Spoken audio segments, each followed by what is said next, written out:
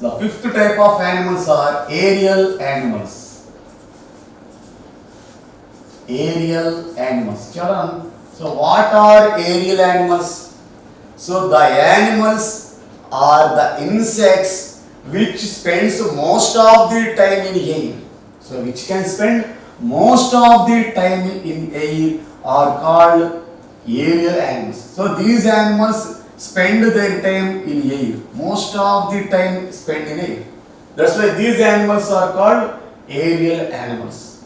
So what are the examples for aerial animals? So most of the birds and some insects. So examples are most of the birds, that is crows, hens, and most of the birds and some insects are examples for aerial animals. So all the birds, all the birds will always fly in the air and they always spend their time in the air and they always move in air in search of their food. So that's why these animals are called aerial animals. So how can they fly and how can they are able to live in the air? So all the animals like human beings and most of the animals, they cannot fly. But how they are able to fly? So what is the special arrangement in the birds? How the birds are able to fly and how the remaining animals are not able to fly? So what is the difference between the birds and animals? So the difference between animals and the birds are, so the birds especially have wings.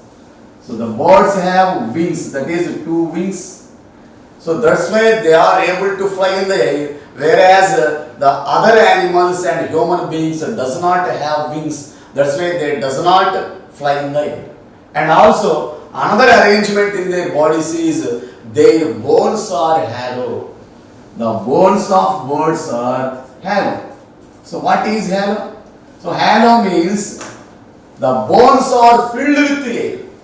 So whereas the bones of other animals are filled with blood and flesh, whereas the bones of the birds are filled with air, that means the bones are hollow. So because of these hollow bones, they become very light in weight. So the hollow bones have less in weight. That's why the body of the birds is very light in weight. That's why they are able to move and they are able to fly in the air. So this less weight body helps them to fly in the air. So children, so these are the some special features and some special adaptations in the birds and insects which make them to fly in the air. And whereas if you take some insects like cockroaches, so cockroaches is an insect, it is not a bird, but it can fly in the air and it can move on the land. So because it has wings. So that's why some birds and insects will move, and also butterfly. So what is example for insects which fly in the air is butterfly. So butterfly is an example for insect which fly in the air like birds. So these are about aerial animals. So what is the difference between birds and other animals is, so the bones are filled with air. The bones of the birds are filled with air, that's why they have hollow bones, and these hollow bones makes the body of the birds very light. So because of this light weight, the birds are able to fly in the air. And also they have some wings. These wings are attached to their body muscles. So that's why they can fly in the air and they can spend most time in the air like other animals. They do not move in the air. So children, so these are the 5 types of animals which are classified on the basis of their habitats. So each type of animals have some special adaptations in their bodies to survive in their habitats. That means to survive in their unfavorable conditions. Now let us discuss about the animals. Let us discuss the classification of animals based upon their food habits. Up to now we have discussed the classification of animals based on their habitats. Now we are going to discuss the classification of animals based on their food. So already we have discussed all animals eat same type of food? No. The different types of animals eat different types of food items. So, based upon their food habits, the animals are also classified into three types. So, let us see the classification of animals based on their food. So, adaptations of food habits. So, children, the next classification is based on food habits. So, we have classified the animals based on their habitats. Now we are going to classify the animals based upon their food habits. So based upon their food habits, the animals are classified into four types. That is, the first one is herbivores. Herbivores. And second type of animals are carnivores. And third type of animals are omnivores.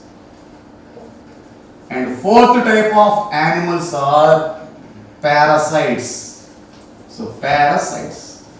So children, these are the four types of animals based upon their food habits, and they have also some adaptations in their body according to their food habits.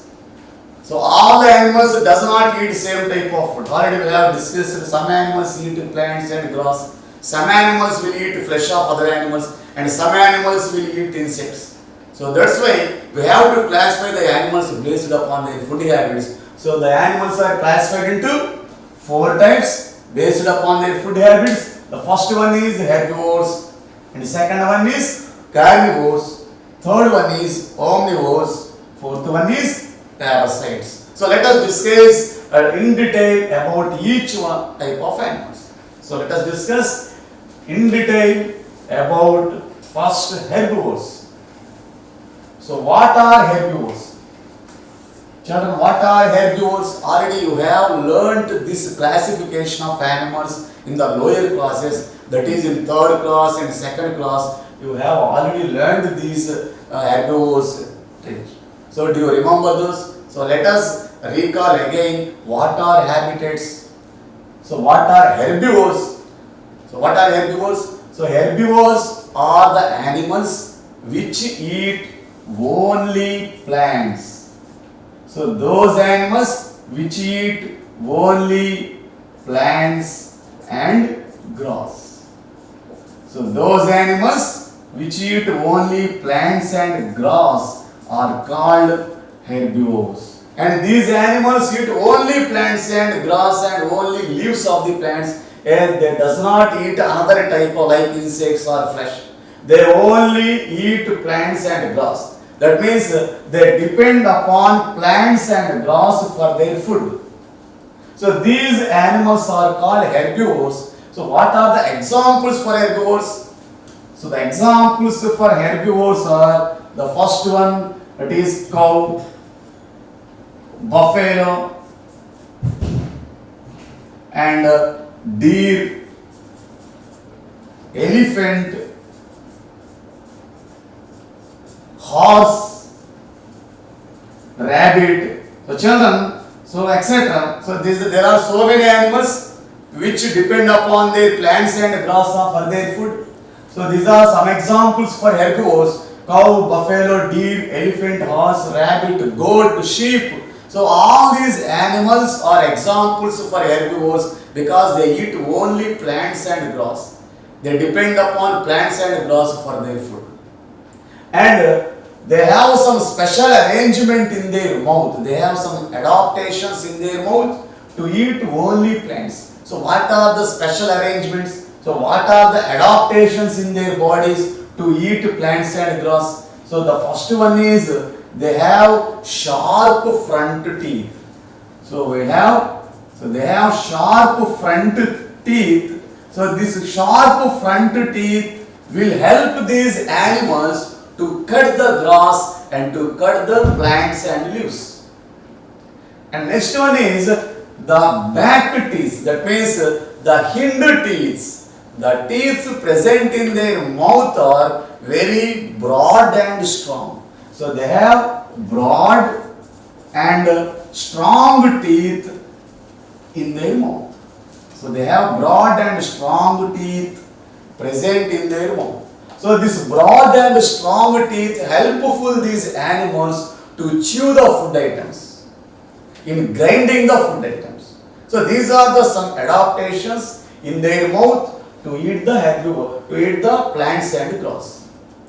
So children, so this is about herbivores. Now discuss about the second type of animals, that is carnivores. So children, the second type of animals are carnivores.